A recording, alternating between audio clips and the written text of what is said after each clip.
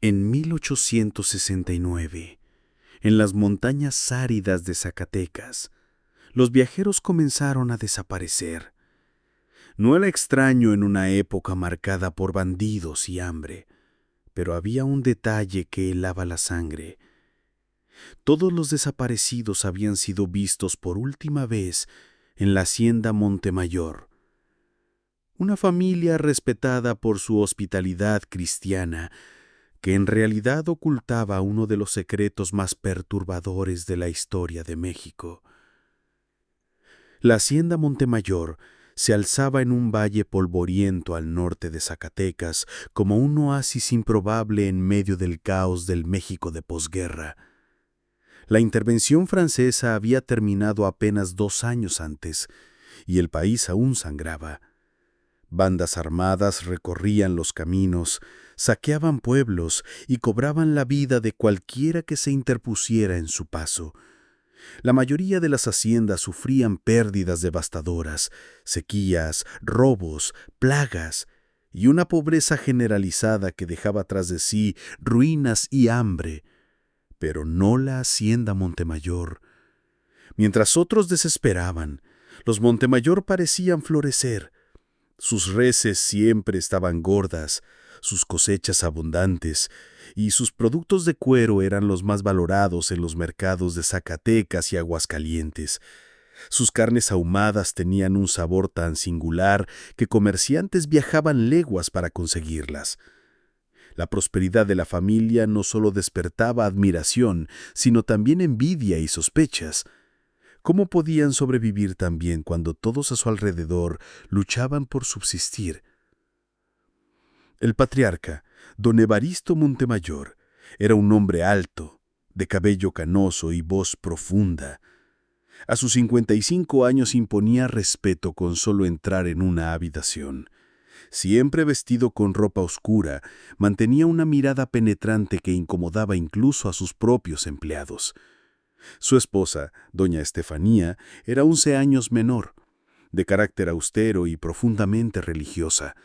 Rara vez se le veía sin un rosario entrelazado entre sus dedos delgados. Juntos tenían 5 hijos. Leandro, 22, fuerte, callado, preparado para heredar la hacienda. Jacinta, 19, dedicada a la casa con una disciplina que parecía más fanatismo que virtud.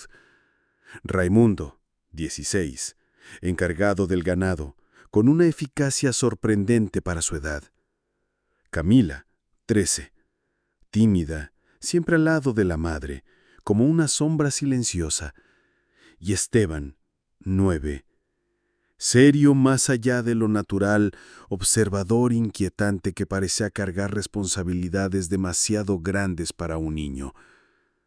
La familia se presentaba como ejemplo de virtud cristiana.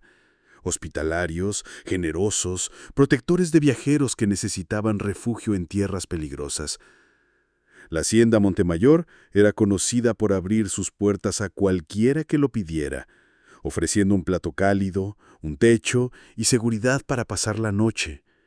En una región donde dormir al raso podía significar la muerte, aquella hospitalidad era vista como una bendición. Pero la rutina familiar escondía un orden extraño. Cada miembro tenía funciones precisas que ejecutaba con exactitud militar. Leandro recibía a los visitantes en la entrada, Jacinta preparaba los cuartos, Raimundo cuidaba de los caballos, Camila ayudaba en la cocina y el pequeño Esteban observaba. El niño había sido entrenado para escuchar y reportar cada palabra y gesto de los huéspedes.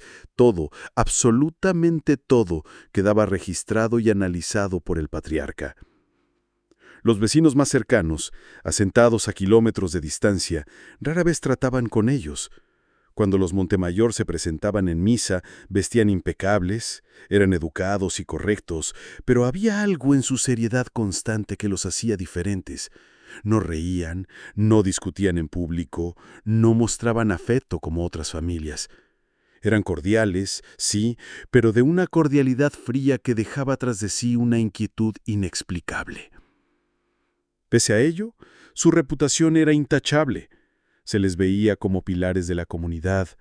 católicos fervientes, prósperos trabajadores, ejemplo de disciplina en tiempos de decadencia. Nadie podía imaginar que detrás de esas sonrisas medidas y esa fe aparente, los Montemayor guardaban un secreto que había pasado de generación en generación. Un libro, encuadernado en cuero oscuro, legado por un abuelo que había sobrevivido a las hambrunas de las guerras de independencia. Un libro que contenía recetas prohibidas, conocimientos ocultos, y que marcaría el destino de todos los que cruzaran la puerta de la Hacienda del Horror. La Hacienda Montemayor se levantaba como una anomalía en el corazón árido de Zacatecas. Sus muros de adobe, reforzados con piedra y madera oscura, contrastaban con las construcciones en ruinas que se veían a kilómetros de distancia. El techo de tejas estaba impecablemente cuidado, los corrales repletos de ganado bien alimentado y los campos, aunque secos para todos los vecinos, parecían mantener un verdor inexplicable en los límites de la propiedad. Los viajeros que llegaban por los caminos polvorientos no podían evitar sorprenderse. Mientras la sequía castigaba los pueblos cercanos y la mayoría de las familias apenas sobrevivía con frijoles secos y tortillas racionadas, los Montemayor ofrecían mesas abundantes, carnes jugosas y panes recién horneados. Era como si la escasez no existiera dentro de los linderos de su hacienda. En los mercados de Zacatecas y Aguascalientes, los productos Montemayor se distinguían por su calidad. El cuero era flexible, resistente, casi indestructible. Los jamones ahumados poseían un sabor tan complejo que quienes los probaban aseguraban que nunca habían degustado algo igual. Los comerciantes pagaban precios altos sin cuestionar, convencidos de que la familia poseía técnicas ancestrales que otros no conocían. Cuando alguien preguntaba directamente a don Evaristo por el secreto de su prosperidad, él respondía siempre con una sonrisa cordial. Son conocimientos antiguos, pasados de abuelo a nieto. La tradición es nuestra mayor riqueza. Pocos se atrevían a insistir. Su voz grave y su mirada fija parecían una advertencia velada de que ciertas preguntas era mejor no hacerlas. La rutina diaria en la hacienda era estricta. Al amanecer, Raimundo llevaba el ganado al pasto. Esteban se encargaba de observar los alrededores, y Jacinta ayudaba a su madre en la preparación de la comida del día. Todo estaba cronometrado, cada movimiento medido como si la familia siguiera un reglamento invisible. Los visitantes notaban ese orden con una mezcla de admiración y desconcierto.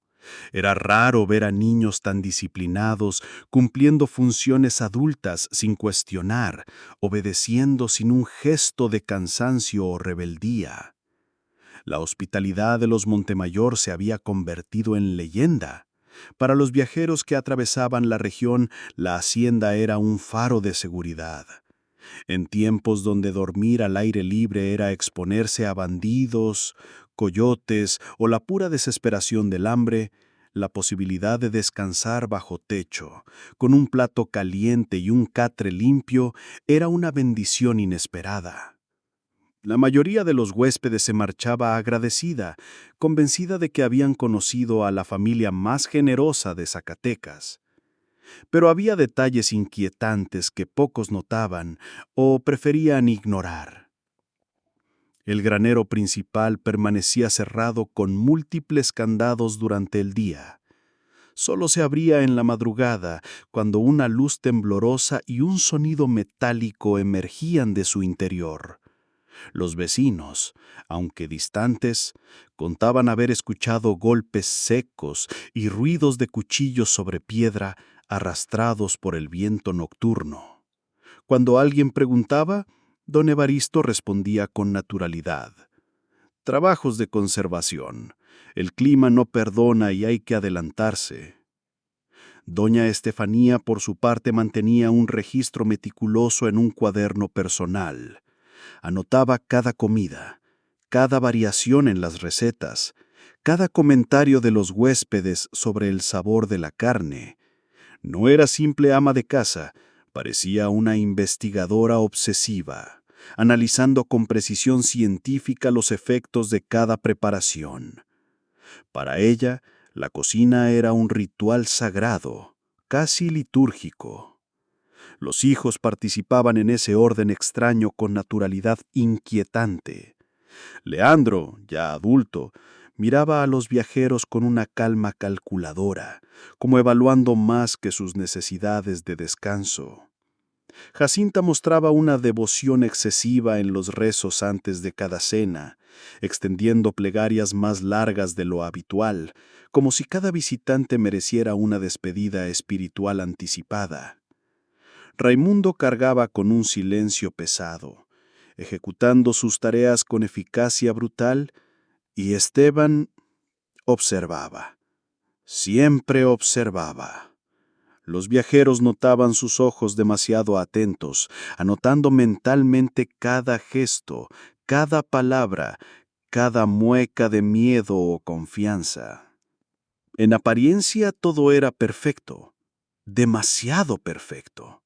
Los Montemayor eran el ejemplo de lo que una familia mexicana debía ser en tiempos de crisis: unida, disciplinada, trabajadora y piadosa. Pero bajo esa fachada de prosperidad y virtud, algo no encajaba. Demasiada comida en tiempos de hambre, demasiada organización en un país gobernado por el caos, demasiadas sonrisas en un hogar donde el aire mismo parecía cargado de tensión. Y en el corazón de esa perfección inquietante estaba el granero cerrado, siempre herméticamente protegido, como si guardara no provisiones sino secretos demasiado oscuros para soportar la luz del día.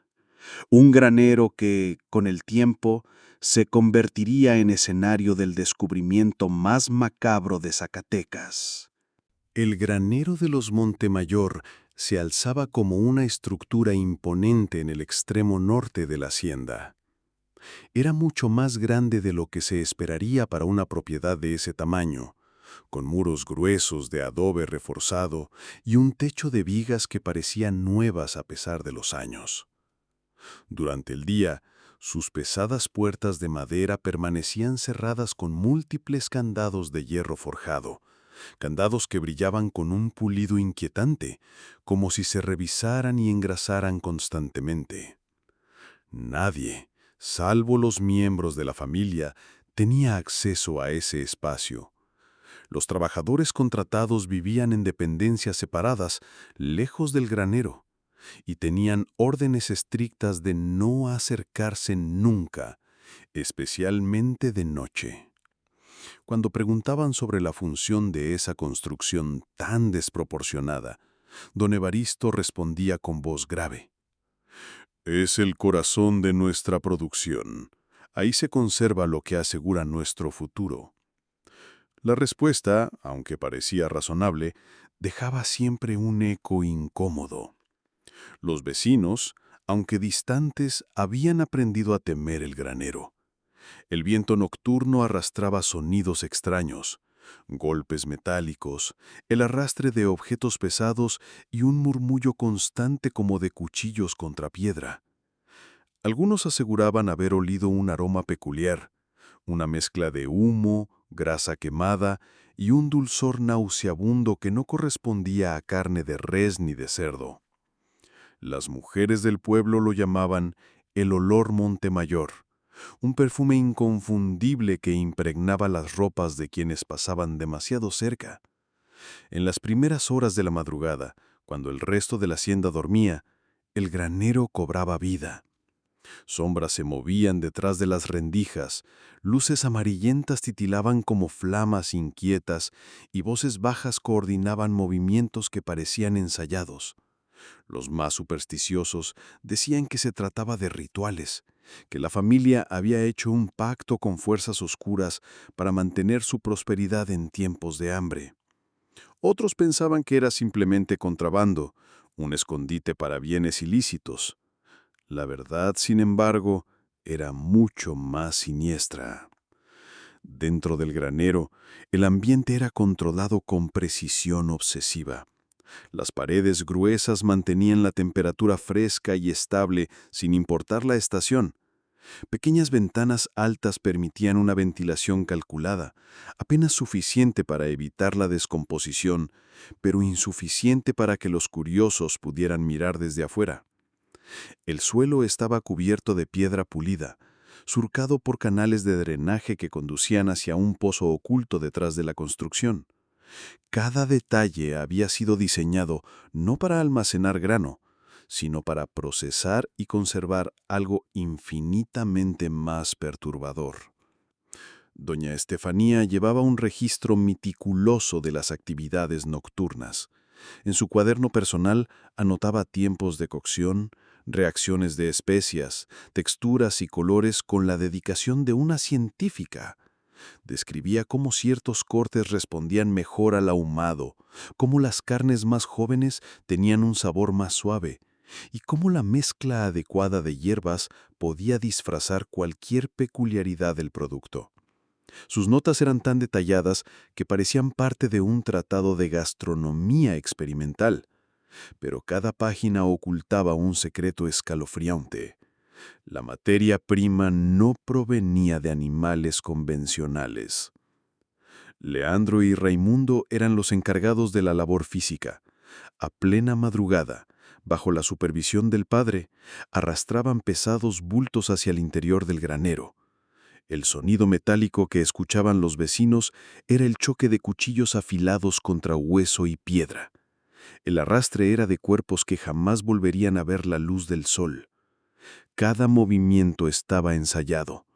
Uno sujetaba, el otro ejecutaba, y el padre anotaba en su propio manuscrito detalles precisos sobre cada procedimiento.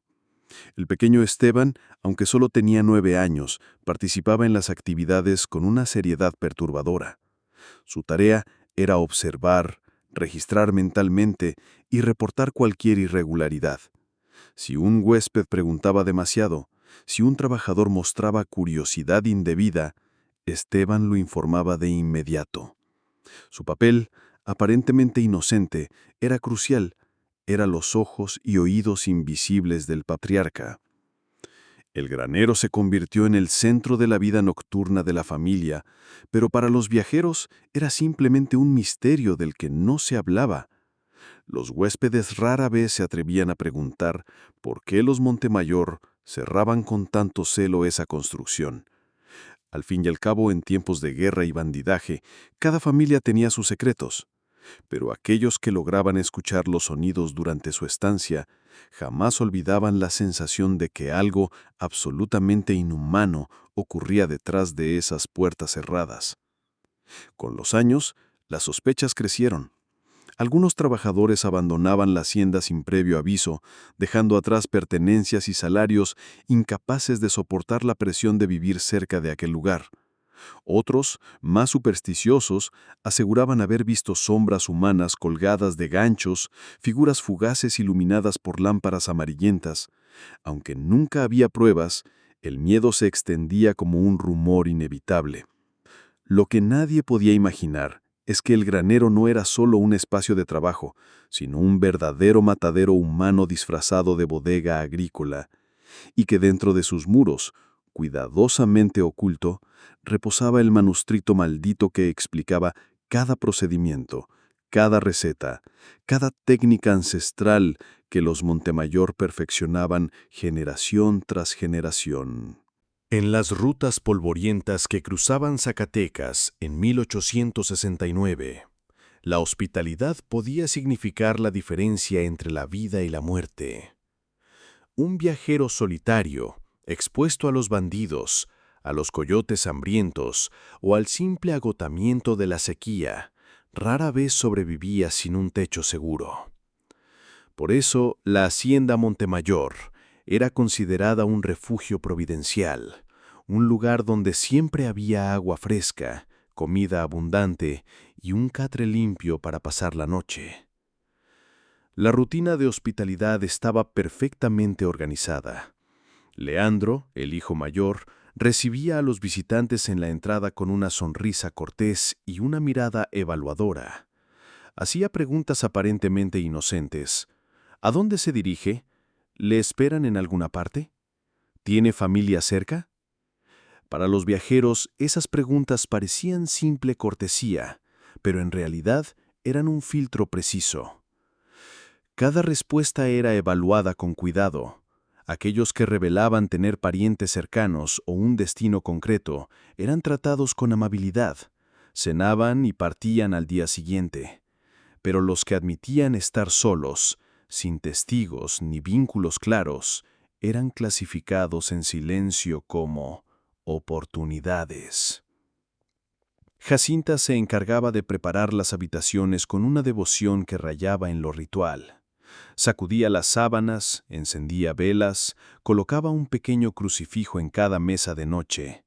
Su trato era tan dulce y maternal que los huéspedes se sentían inmediatamente relajados, bajaban sus defensas y entregaban sus pertenencias sin recelo. La joven incluso ofrecía lavar la ropa o remendar pequeños desgastes, lo que le permitía revisar bolsillos, costuras y objetos personales con un cuidado inquietante. Doña Estefanía supervisaba cada cena como si se tratara de un sacramento. Las mesas estaban siempre impecablemente dispuestas, platos de barro pulido, pan fresco, vino traído de comerciantes distantes y, sobre todo, carnes jugosas de un sabor que dejaba a los visitantes asombrados. Las oraciones antes de comer eran largas, pronunciadas con un fervor tan intenso que más de un huésped murmuraba después que le había parecido un último rito. Nadie sospechaba que en algunos casos, efectivamente lo era. Raimundo y Esteban jugaban un papel más silencioso pero igualmente crucial. El primero se encargaba de los caballos y equipajes. Si encontraba algo de valor lo señalaba al padre. Si descubría cartas, documentos o rutas detalladas, los memorizaba para evaluar el riesgo de la desaparición. El pequeño Esteban, en cambio, parecía moverse como un fantasma entre los visitantes. Escuchaba, observaba y repetía después cada palabra frente al patriarca, con la precisión de un espía entrenado. La primera noche en la hacienda siempre era idéntica. Los huéspedes eran recibidos con afecto, saciados con banquetes generosos y alojados en habitaciones que parecían diseñadas para el descanso. Pero algunos notaban detalles perturbadores: el silencio excesivo de la familia, la forma en que los hijos observaban durante la cena, o los sonidos metálicos que emergían del granero mientras intentaban dormir. Un viajero escribió más tarde que jamás olvidó la sensación de ser observado durante toda la noche, como si alguien vigilara su respiración desde la puerta entreabierta. Los Montemayor habían perfeccionado el arte de convertir la hospitalidad en trampa. El visitante cansado, agradecido y desprevenido era el objetivo perfecto. La cena abundante servía no solo para alimentar, sino también para identificar posibles reacciones. Algunos sentían mareos, otros un sopor supentino. No eran simples comidas, sino experimentos minuciosamente preparados. Doña Estefanía observaba con atención científica cada gesto, cada trago de vino, cada comentario sobre el sabor. En las raras ocasiones en que un huésped manifestaba sospechas o incomodidad, la familia reaccionaba con frialdad calculada. Leandro ofrecía escoltar al viajero hasta el camino principal, y en la mayoría de los casos, esa persona nunca llegaba a su destino. Los vecinos, acostumbrados a la violencia de la época, atribuían las desapariciones a bandidos o accidentes. Nadie se atrevía a señalar directamente a los Montemayor, pues, ¿cómo acusar a quienes parecían los únicos capaces de mantener viva la tradición de la hospitalidad cristiana en tiempos de miseria? El secreto estaba en los detalles. Cada miembro cumplía un rol preciso. Cada gesto estaba ensayado. Nada quedaba al azar. La familia había convertido la hospitalidad en un mecanismo perfectamente aceitado, una máquina de atrapar viajeros que jamás volverían a ser vistos. Afuera, bajo las estrellas frías de Zacatecas, la hacienda brillaba como un oasis de bondad y prosperidad. Adentro, tras las sonrisas, se escondía un cálculo macabro que solo necesitaba tiempo para revelar su verdadero rostro. Y todo aquel sistema de engaño tenía un núcleo más oscuro, un libro encuadernado en cuero negro que reposaba en la oficina privada de don Evaristo, lleno de ilustraciones y textos que describían con precisión aquello que para el resto del mundo era impensable. Un manuscrito heredado de su abuelo y que pronto se convertiría en el centro de la pesadilla. En la oficina privada de don Evaristo Montemayor, detrás de un escritorio pesado de madera y bajo un crucifijo ennegrecido por el humo de velas, se guardaba el objeto más valioso y perturbador de toda la hacienda. Un libro encuadernado en cuero oscuro que parecía absorber la luz en lugar de reflejarla. Los Montemayor lo llamaban simplemente el manuscrito. Para ellos no era un objeto cualquiera, sino la herencia más sagrada de la familia. El abuelo de don Evaristo lo había traído a Zacatecas décadas antes, en tiempos de guerra y hambre. Se decía que lo había escrito a mano, noche tras noche, en medio de las hambrunas que siguieron la Guerra de Independencia. Otros aseguraban que era aún más antiguo, que provenía de los días coloniales, transmitido en secreto entre generaciones que aprendieron a sobrevivir con métodos prohibidos. Lo cierto es que cada página estaba cubierta de caligrafía densa, en un español arcaico, acompañada de ilustraciones detalladas. A primera vista parecía un libro de cocina. Las primeras secciones hablaban de técnicas de conservación, salado, ahumado, fermentación, métodos que podían mantener carne fresca durante meses en ausencia de hielo. Pero al avanzar, las recetas se volvían más oscuras. Los diagramas anatómicos no correspondían a reses ni cerdos, sino a figuras humanas cuidadosamente delineadas, con cortes marcados y notas sobre texturas, sabores y métodos de preparación. El manuscrito no solo describía cómo procesar carne humana, sino también cómo disimular su origen. Explicaba combinaciones de especias para alterar el sabor, métodos de marinado que transformaban fibras y trucos para que la carne, una vez cocinada, resultara indistinguible de la animal. Era en esencia un tratado de canibalismo ritualizado, escrito con la frialdad de un científico y la devoción de un sacerdote. Doña Estefanía lo estudiaba con la disciplina de una monja frente a un libro sagrado. Copiaba notas en su cuaderno personal, comparaba resultados, hacía observaciones propias. Cada huésped que desaparecía no era solo una víctima, sino un experimento. La familia analizaba sabores, reacciones físicas y hasta comentarios de otros comensales que ignoraban el origen de la carne. El proceso era tratado con la solemnidad de una misa. Los hijos también habían sido introducidos en el conocimiento del manuscrito. Leandro había aprendido a memorizar las ilustraciones anatómicas, Raimundo a ejecutar con precisión los cortes descritos y Jacinta a participar en los rituales previos a cada preparación. La más joven, Camila, observaba en silencio, aprendiendo sin preguntar, mientras Esteban escuchaba cada lectura como si fueran cuentos de cuna.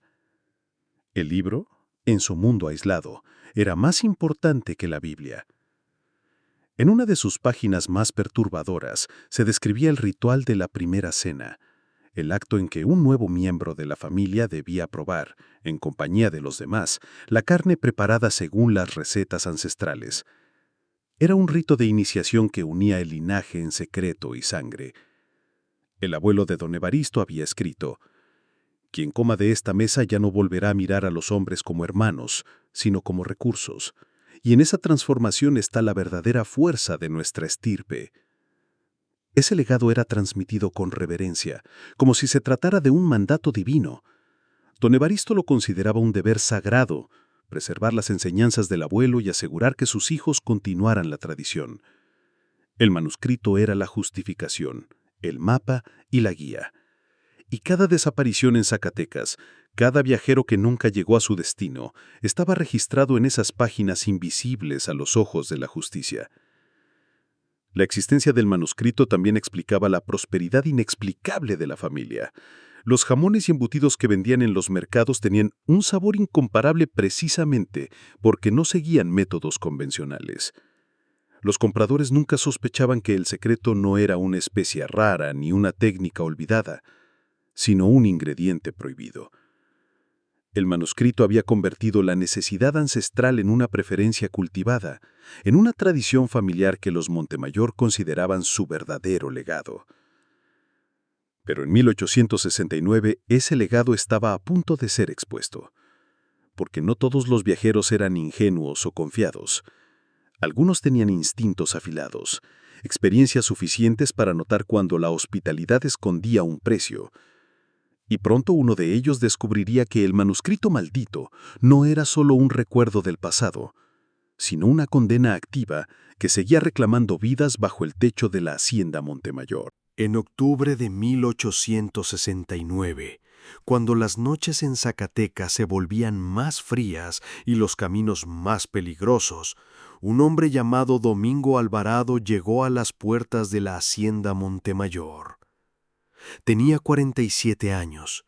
Era un buhonero experimentado, acostumbrado a atravesar las rutas más inhóspitas del norte de México con su mula cargada de telas, medicinas y utensilios. Había visto de todo: asaltos de bandidos, tormentas de arena, emboscadas militares, y sabía leer mejor que nadie el lenguaje de la desconfianza. A diferencia de otros viajeros, Domingo no era ingenuo, y esa noche su instinto le decía que debía estar alerta. Cuando Leandro lo recibió en la entrada con una sonrisa cortés, Domingo notó inmediatamente algo extraño en su mirada.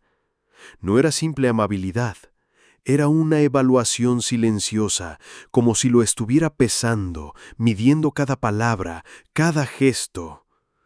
«Buenas noches, señor. La hacienda siempre abre sus puertas a los necesitados», dijo Leandro.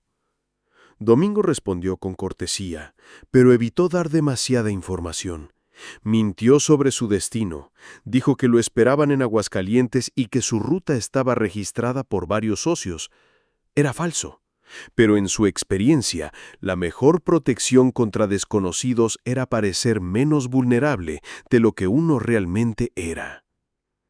Esa noche, la familia Montemayor lo recibió con la misma hospitalidad ritual de siempre. Jacinta lo acompañó a su cuarto, encendió una vela y dejó un crucifijo sobre la mesa. Doña Estefanía supervisó una cena abundante: carne ahumada, pan fresco, vino y sopas calientes que olían demasiado bien para un lugar donde la sequía arrasaba los campos. Raimundo llevó a los caballos al establo, y Esteban, el niño más pequeño, lo observaba en silencio desde una esquina. Demasiado silencio, demasiada atención. Domingo, fingiendo cansancio, cenó con moderación.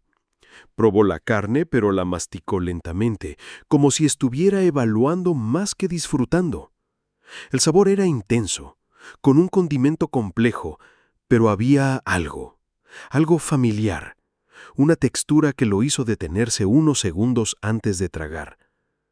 Lo ocultó con una sonrisa, pero en su mente se encendió una alarma. Había comido carne de res, de cabra, de venado en sus viajes, pero aquello era diferente, demasiado diferente. Después de la cena, mientras fingía dormir en su cuarto, escuchó movimientos en la hacienda.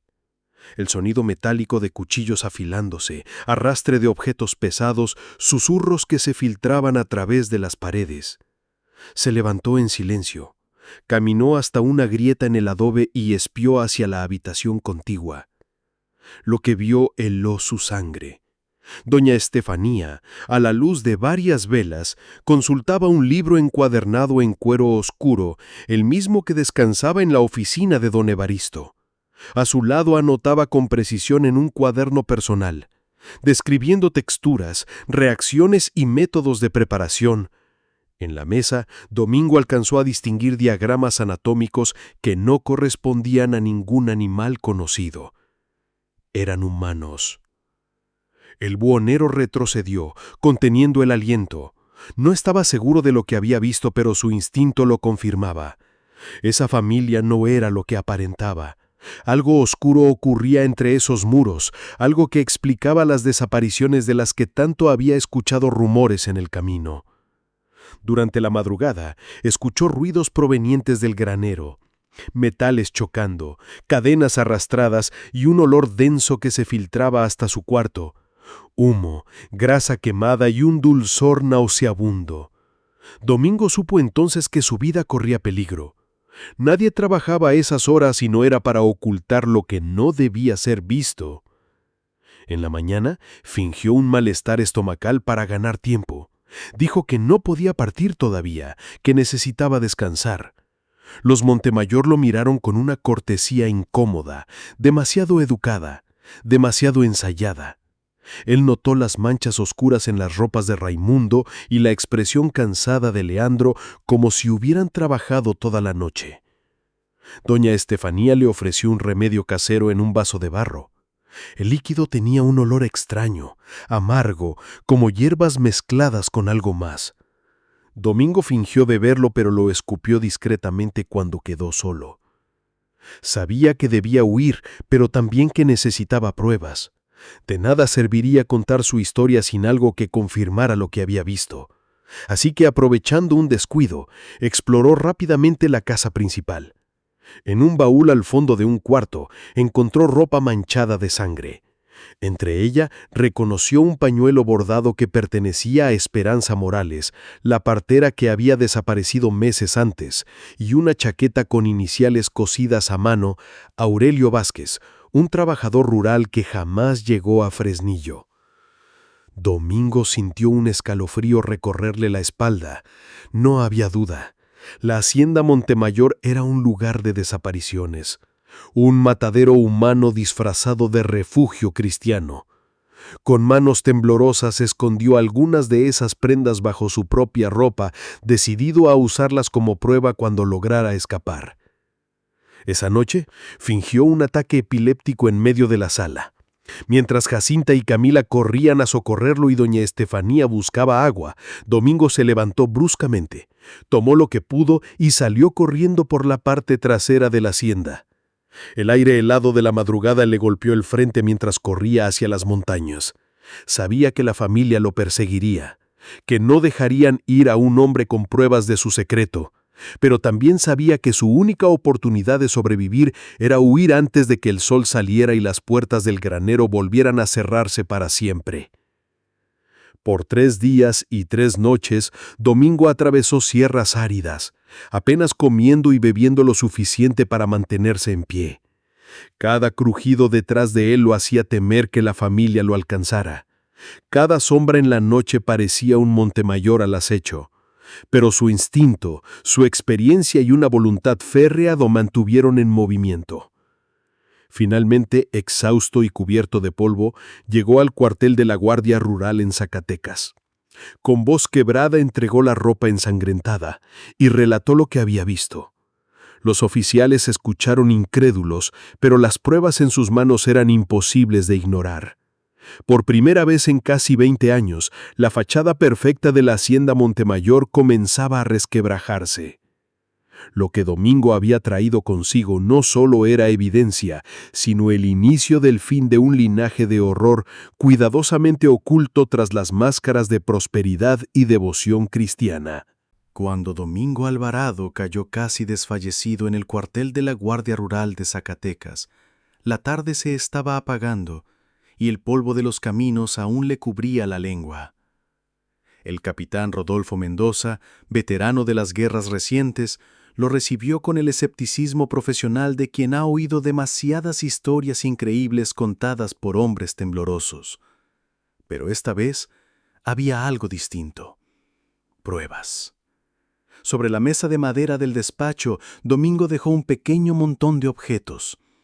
Una chaqueta de cuero con las iniciales bordadas a mano, A.V., un pañuelo de encaje con flores diminutas idéntico al que muchas mujeres de la región habían visto en el cuello de Esperanza Morales, la partera desaparecida, y trozos de tela manchados que aún desprendían un olor metálico que hizo a los guardias mirar de reojo. Domingo habló con la voz quebrada y el pulso tembloroso. Describió la escena abundante, los diagramas anatómicos que había visto a través de la grieta en la pared, el granero con candados y luces amarillentas a horas imposibles, los ruidos metálicos, el dulzor nauseabundo en el aire y la manera en que la familia lo había observado durante la noche, como si no fuera un huésped, sino una cuenta pendiente. Mendoza no interrumpió hasta el final. Con dedos gruesos y cuidadosos, tocó la chaqueta. Aurelio Vázquez, murmuró, como si comprobara un nombre que ya circulaba en su cuaderno de ausentes. Trabajador rural de Jerez. Su esposa vino hace 3 meses a preguntar si sabíamos algo. Luego, tomó el pañuelo de encaje. Esperanza Morales, media región le extraña. Levantó la vista hacia Domingo y ya no había desdén en sus ojos, sino una atención dura y contenida. Si lo que dice es cierto, no estamos ante bandidos, estamos ante algo organizado. La investigación preliminar se inició esa misma noche. Mendoza envió a 2 hombres de confianza, el sargento Albornoz y el cabo Hidalgo, a recorrer discretamente las tabernas y los mercados donde solían aparecer noticias antes que en los reportes oficiales. Las preguntas fueron pocas y medidas. ¿Quién había pasado recientemente por la hacienda Montemayor? ¿Quién no había llegado a destino? Los nombres surgieron como piedras bajo el agua cuando se levanta el lodo. Tomás Herrera, buhonero puntual que no faltaba nunca a la feria de Guadalupe. Roberto Salinas, un joven que viajaba a una boda. Martín Guerrero, comerciante de ganado que se movía con cautela y nunca abandonaba sus pistolas. Todos con un último punto común: la bendita hospitalidad de los Montemayor. Albornoz llevó además un recado al párroco de la capilla más cercana a la hacienda. El cura, hombre prudente, evitó acusaciones directas, pero dejó caer suficiente para encender alarmas. Familias que rezaban por desaparecidos cuyo rastro se desvanecía en la misma parte de camino. Un aroma dulzón que algunos regresaban diciendo haber sentido en la ropa tras dormir allí. Y una frase que se repetía en voz baja: se come mucho, demasiado bien, en tiempos en que todos pasan hambre. Mientras tanto, Mendoza abrió su libreta de cubierta azul, la de desapariciones, y empezó a trazar líneas.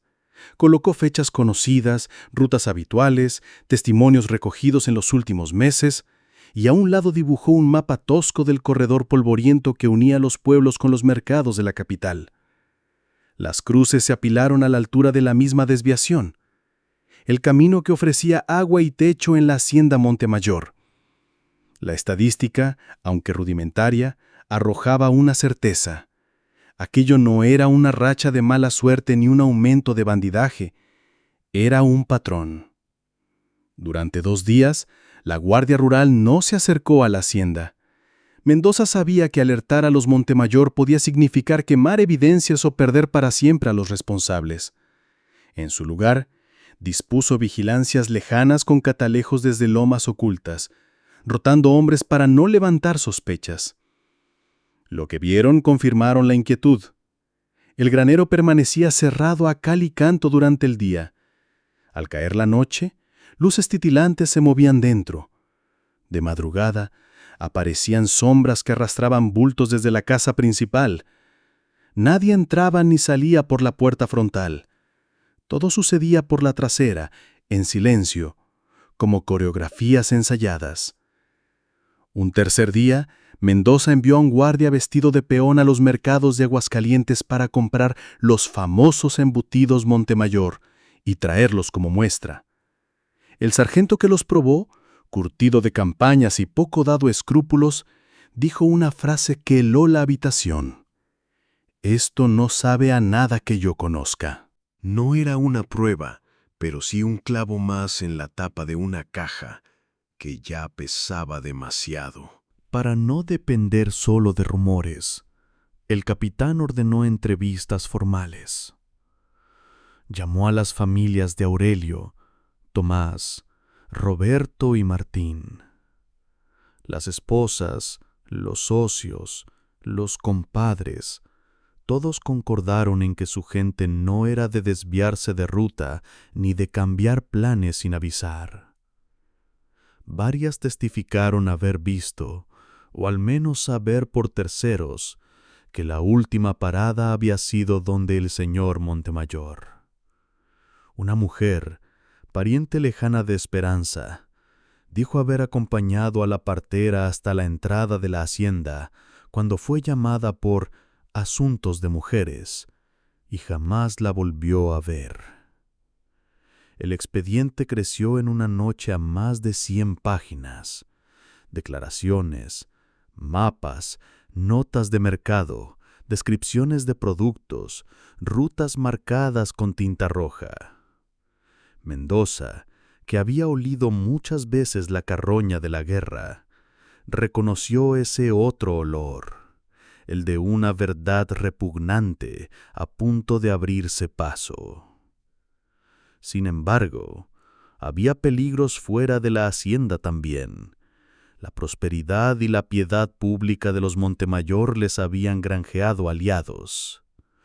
Un subprefecto envió una nota prudente, pidiendo mesura, porque don Evaristo siempre había sido un pilar y sería lamentable provocarlo.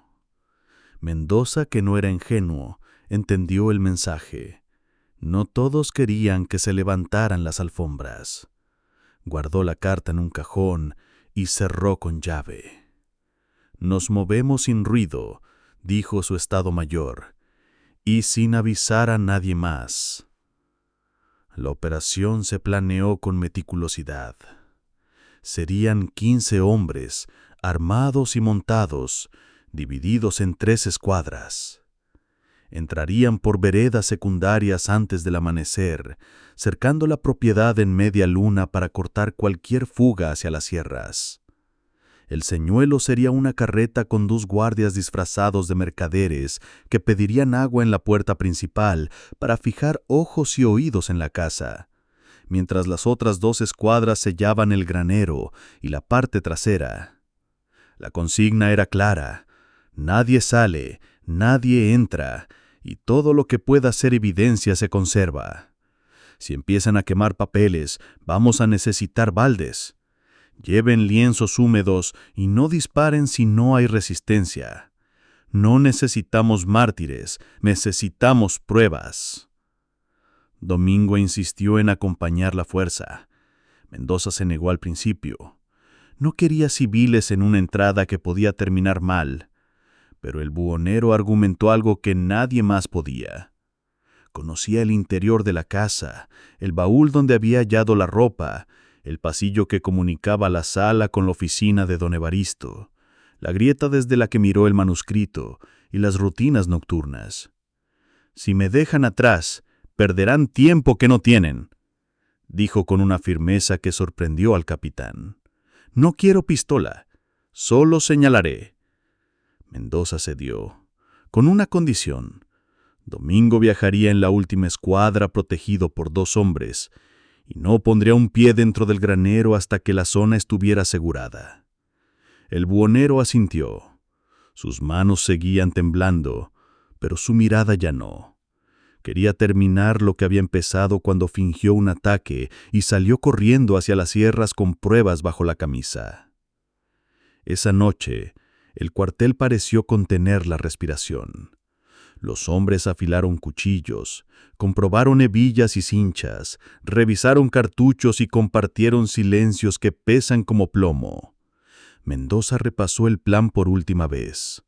Signos convenidos con las manos, tiempos de espera, señales de retirada, nombres de quienes darían la voz si algo se torcía. Afuera, el viento de octubre zumbaba entre los aleros como si quisiera advertirles de algo.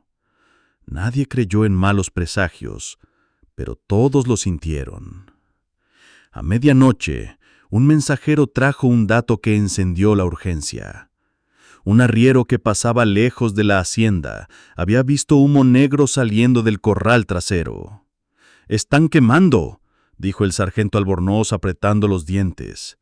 «Si sospechan, mañana no quedará nada». «Nos vamos ya», ordenó Mendoza sin levantar la voz.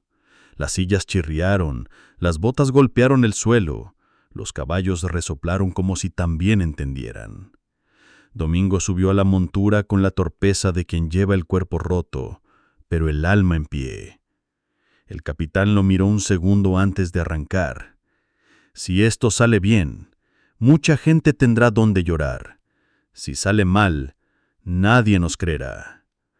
Partieron en silencio, tragados por la oscuridad. La luna, apenas una uña, alumbraba lo justo para distinguir sombras y no caer en las zanjas. Los caminos secundarios crujieron bajo los cascos. Nadie habló. Cada hombre iba con su propio pensamiento. Algunos con hijos en casa, otros con muertos en las guerras. Todos con el presagio agrio de algo que no querían ver, pero que debían mirar de frente. A 3 leguas de la hacienda, Mendoza detuvo la columna y dividió las escuadras. Mano al hombro, mirada fija, órdenes cortas. El aire olía a matorral frío y a leña, y muy levemente a ese dulzor que Domingo había descrito. «Cuando cante el gallo entramos», susurró el capitán. Los hombres asintieron.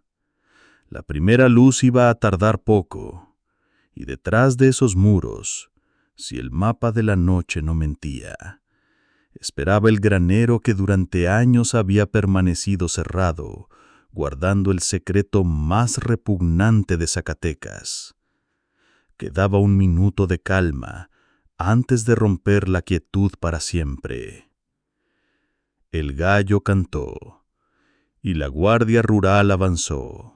Cuando la Guardia Rural llegó a los linderos de la hacienda Montemayor, la noche estaba todavía cerrada. El aire de la madrugada era helado y el silencio de los campos parecía contener la respiración. Los hombres se movían como sombras, bajando de los caballos y arrastrándose entre arbustos secos hasta alcanzar sus posiciones. El plan era claro: cercar primero, cortar cualquier posible escape y luego avanzar hacia la casa principal y el granero. La casa de los Montemayor se erguía en medio del terreno como una silueta imponente, con su fachada de adobe blanqueado y ventanales enrejados. Nada parecía fuera de lo común, excepto la luz mortecina que se filtraba desde el granero cerrado. Era una luz amarillenta, irregular, como de lámparas de aceite, que proyectaba sombras distorsionadas sobre la tierra. Junto con la luz, un olor denso y dulzón se colaba en el aire, un aroma que hizo que varios hombres contuvieran la respiración y miraran al capitán Mendoza con ojos duros. El capitán alzó la mano. Los grupos se deslizaron hasta sus puntos designados. Una escuadra cubrió la entrada principal, otra rodeó el perímetro trasero y la tercera, donde estaba Domingo, protegido por 2 guardias, aguardaba a la orden de avanzar.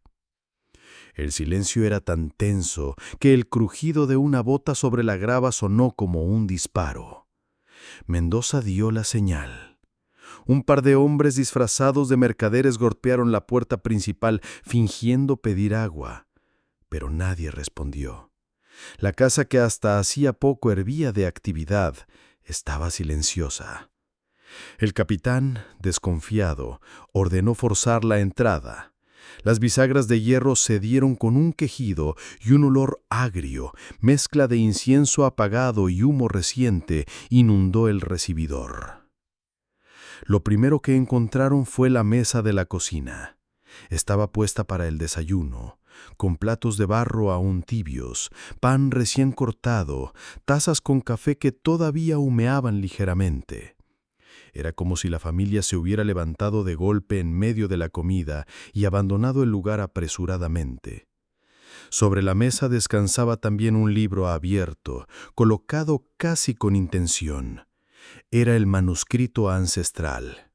Páginas amarillentas, ilustraciones anatómicas precisas y descripciones que ninguno de los guardias quiso leer en voz alta. A su lado un cuaderno de tapas oscuras, con la letra cuidadosa de doña Estefanía, donde estaban anotadas recetas recientes, con fechas y observaciones escalofriantes. No había duda. Habían dejado aquello a propósito, como una confesión o un desafío. En la planta baja, los cuartos parecían desordenados a medias, como si alguien hubiera intentado empacar en prisa. Ropas, baúles abiertos, documentos incompletos.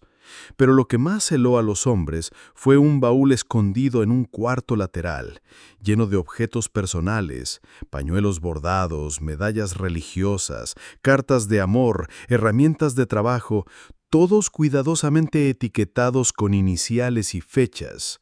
Era un inventario de vidas robadas. Domingo, al ver entre esos objetos el pañuelo de Esperanza Morales, se desplomó contra la pared con los ojos nublados. Ya no quedaban dudas. El capitán dio la orden de registrar el granero. El olor era insoportable incluso desde afuera. Cuando forzaron las lesoras, la escena que apareció ante ellos quedaría grabada en la memoria de cada hombre por el resto de su vida. El interior no era un depósito agrícola común, sino un matadero humano. Ganchos de hierro colgaban del techo aún manchados. Mesas de piedra estaban cubiertas por marcas oscuras y un sistema de canales tallados en el suelo permitía drenar fluidos hacia una fosa en la esquina. Herramientas afiladas, cuchillos, sierras, pinzas, estaban alineadas con precisión quirúrgica en estantes de madera.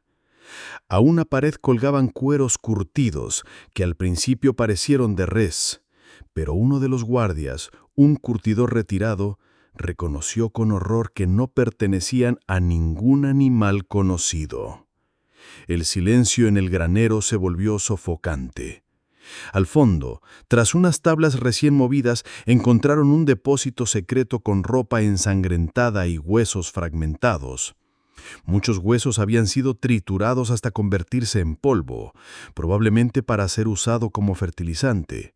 Otros estaban completos y mostraban cortes limpios, sistemáticos, casi de un carnicero experto.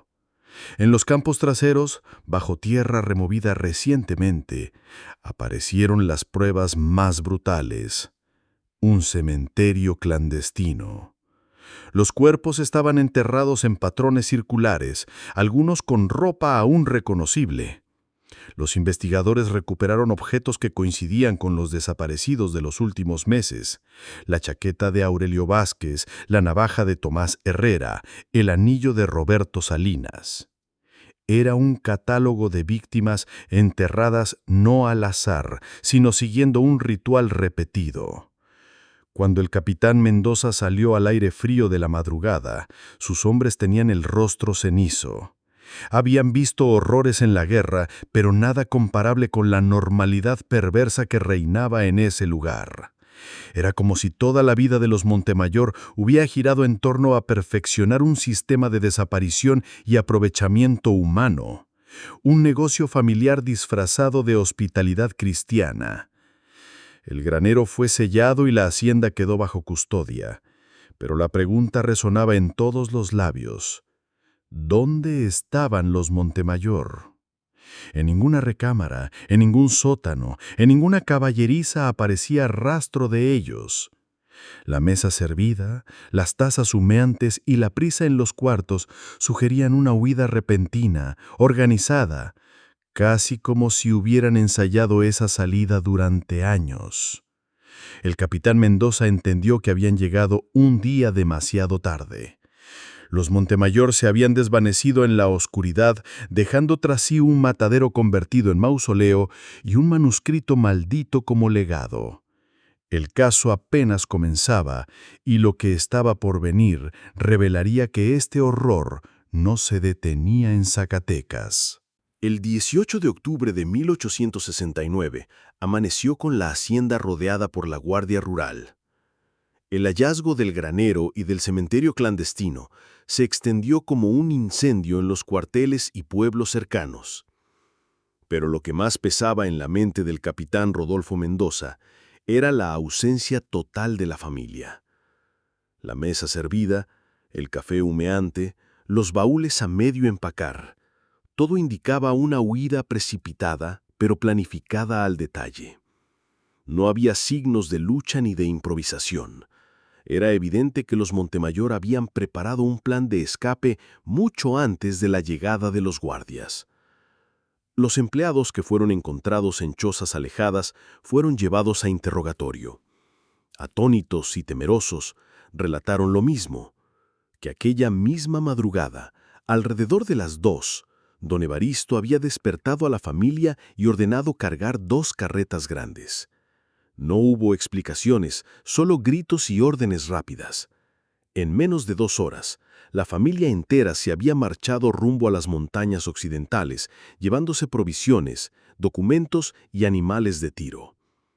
Los peones quedaron atrás con el pánico de quienes han visto demasiado. Los rastreadores de la guardia siguieron las huellas frescas. Durante las primeras leguas, el rastro era claro. Marcas profundas de ruedas, huellas de caballos, restos de comida tirados al suelo. Pero al llegar a terrenos más rocosos, la persecución se volvió caótica. Las huellas desaparecían y reaparecían en direcciones contradictorias. Se hallaron ramas rotas que parecían colocadas a propósito para confundir a los perseguidores. En un arroyo seco, encontraron marcas que indicaban que las carretas habían sido arrastradas sobre las piedras para borrar rastros. Los Montemayor conocían bien esas tierras y habían preparado falsos caminos. A pesar de ello, Mendoza insistió en seguir la pista. Durante 3 días, los guardias avanzaron entre sierras y barrancos hasta llegar a las cercanías de Guadalajara. Allí, testigos locales aseguraron haber visto a una familia extraña con acento de Zacatecas, que viajaba con carretas cargadas y pagaba generosamente con monedas de oro. Uno de los comerciantes recordó al joven Leandro Montemayor comprando cuchillos nuevos y sacos de sal. Otro habló de una mujer vestida de negro, probablemente doña Estefanía, que pedía discretamente mapas de caminos hacia el Pacífico. Para cuando esta información llegó a Mendoza, los Montemayor ya estaban fuera de México. El capitán, frustrado, comprendió que la familia había planeado durante meses, quizá años, una red de fuga internacional. Habían almacenado oro suficiente, creado contactos en puertos lejanos y hasta preparado papeles falsos. La huida era tan organizada como sus cenas macabras. A partir de ese momento, los informes se volvieron fragmentados y contradictorios. Unos decían que los Montemayor habían estado en Costa Rica, en una hacienda aislada. Otros hablaban de su presencia en los Andes peruanos vinculada a nuevas desapariciones de viajeros. Incluso hubo rumores de que habían regresado secretamente a México bajo identidades falsas. Nada pudo ser confirmado. La frustración de la Guardia Rural se transformó en obsesión. Se enviaron cartas diplomáticas a Panamá y Perú, pero las burocracias extranjeras se movían con lentitud.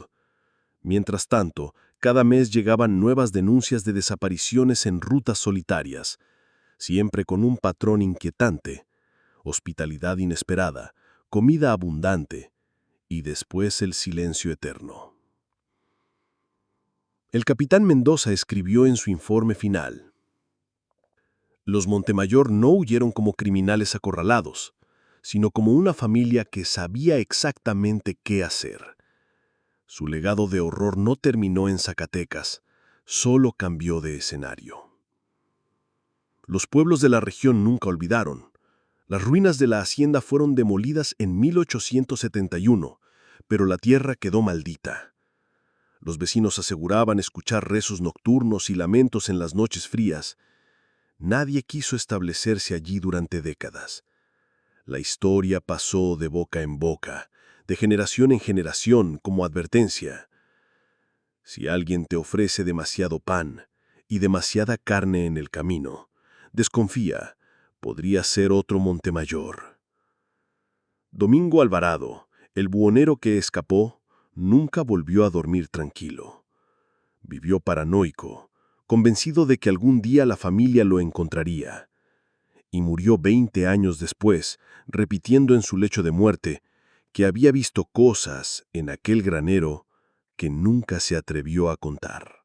Con la desaparición de la familia Montemayor, lo que quedó en Zacatecas no fueron solo ruinas y huesos, sino una herencia oscura que alimentó el miedo por generaciones.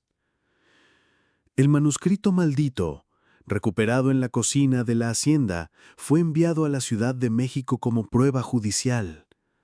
Nadie quería tocarlo demasiado tiempo.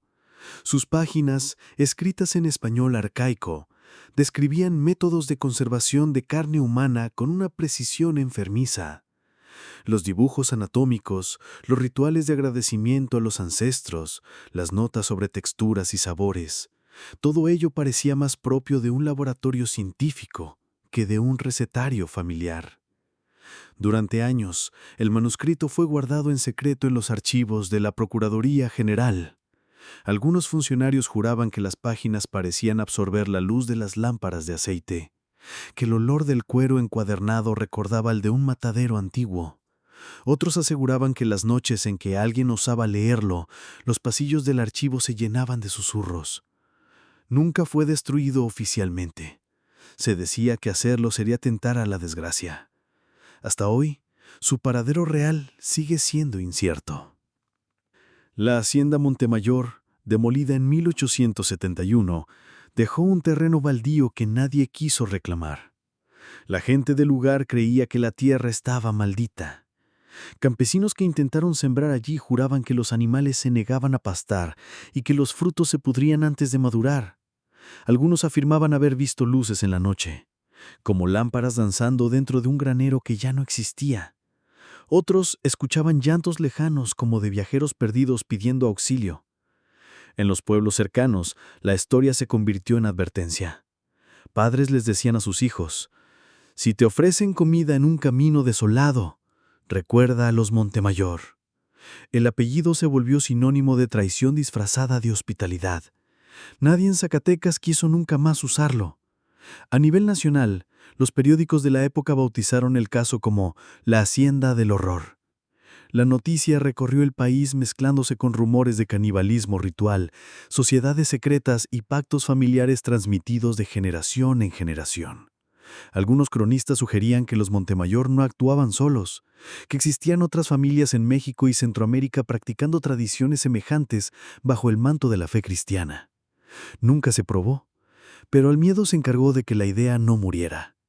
El destino de la familia nunca se resolvió. En Panamá, en Perú, en Bolivia, se reportaron desapariciones que encajaban con el patrón Montemayor. Viajeros solitarios, hospedajes milagrosos y luego silencio eterno. Un sacerdote en Cartago habló de una familia que buscó bendecir un manuscrito antiguo. En Mazatlán, un portuario nunca olvidó el olor dulzón de sus ropas. Las pistas nunca fueron concluyentes. La Guardia Rural cerró el caso oficialmente en 1875, pero en privado los oficiales admitían que los Montemayor seguían vivos en algún lugar. Domingo Alvarado, el buhonero que destapó el horror, pasó el resto de su vida bajo la sombra del miedo.